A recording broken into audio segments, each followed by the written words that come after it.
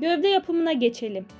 22. sırada 16 sık iğne 1 arttır, 18 sık iğne 1 arttır, 2 sık iğne şeklinde örüyoruz. Toplamda 40 ilmeğimiz oluyor.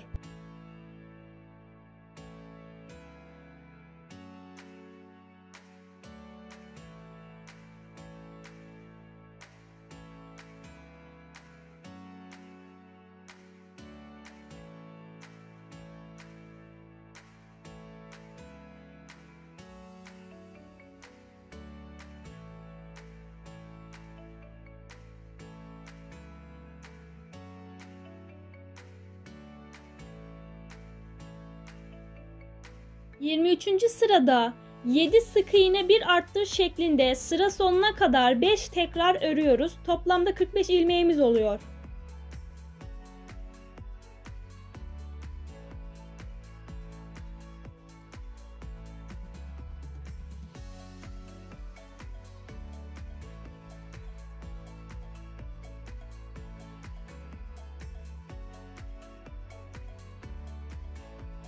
...24. sırada 8 sık iğne 1 arttır şeklinde sıra sonuna kadar 5 tekrar örüyoruz. Toplamda 50 ilmeğimiz oluyor.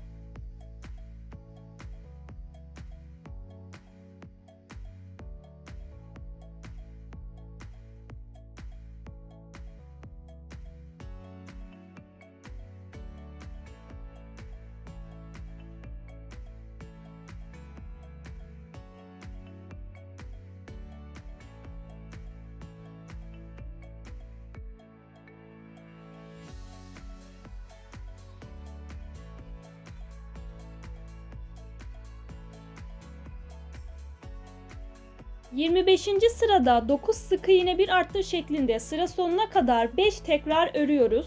Toplamda 55 ilmeğimiz oluyor. 26. ile 31. sıra dahil 55 sık iğne örüyoruz.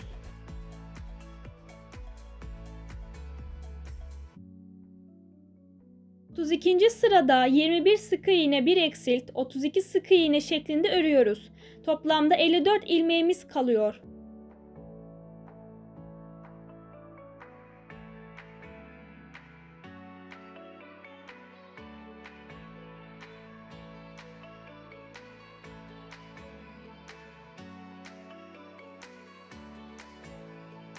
Otuz üçüncü sırada 7 sık iğne 1 eksilt şeklinde sıra sonuna kadar 6 tekrar örüyoruz. 48 ilmeğimiz kalıyor.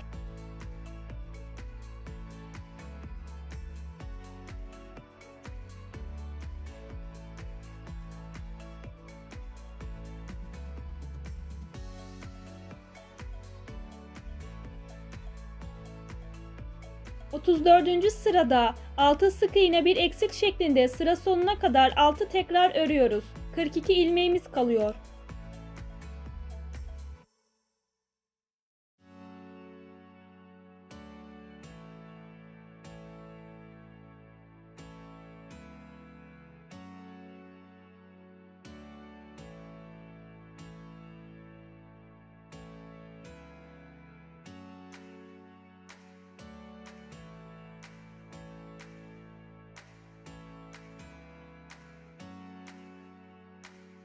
Otuz beşinci ve 36. sıralarda 42 sık iğne örüyoruz.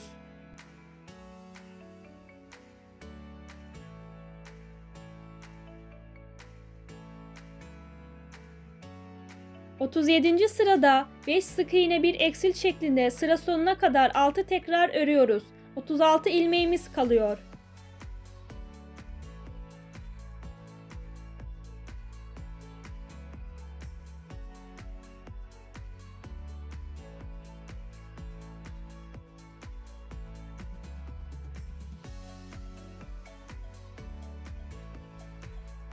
Otuz sekizinci sırada 36 sık iğne örüyoruz.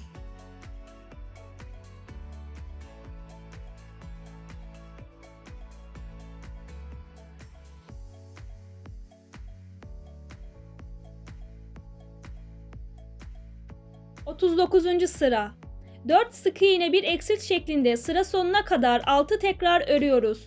30 ilmeğimiz kalıyor.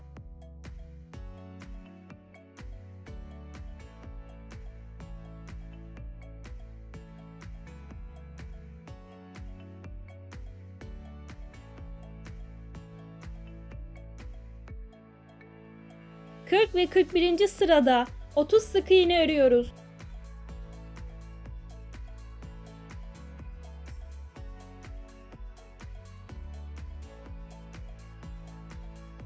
Kırk ikinci sıra 3 sık iğne bir eksilt şeklinde sıra sonuna kadar 6 tekrar örüyoruz.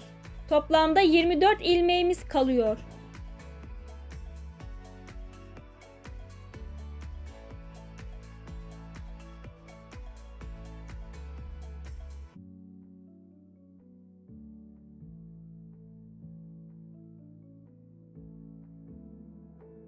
Kırk üçüncü ve 44. sıralarda 24 sık iğne örüyoruz.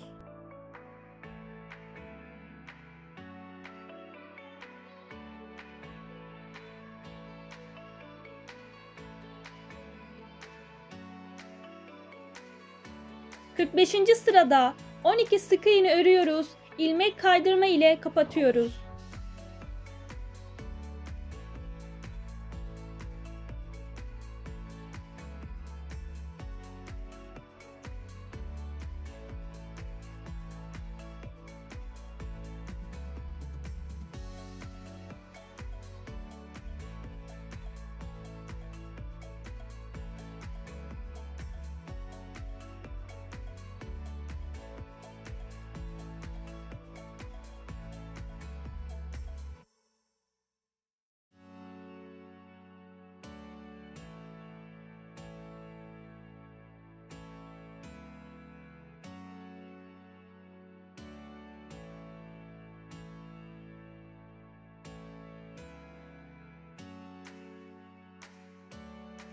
Kol yapımına geçelim.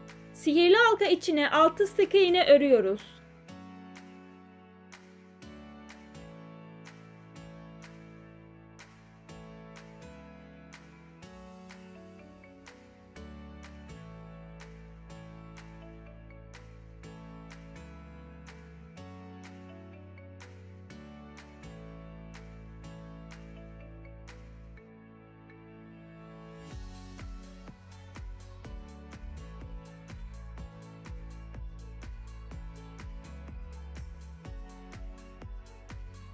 İkinci sırada her ilmeğe 2 sık iğne örüyoruz.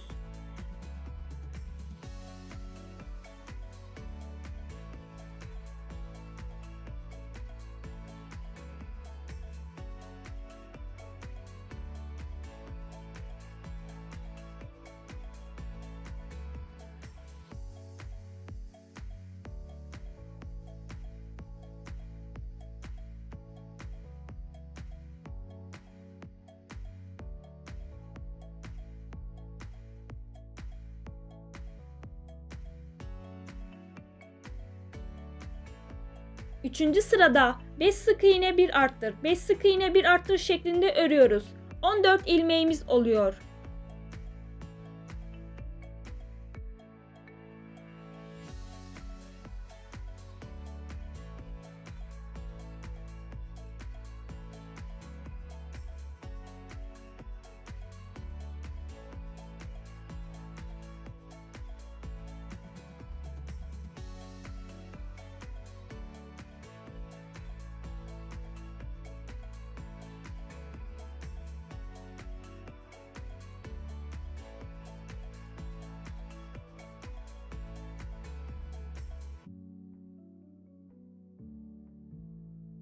Dördüncü ile 19. sıra dahil 14 sık iğne örüyoruz.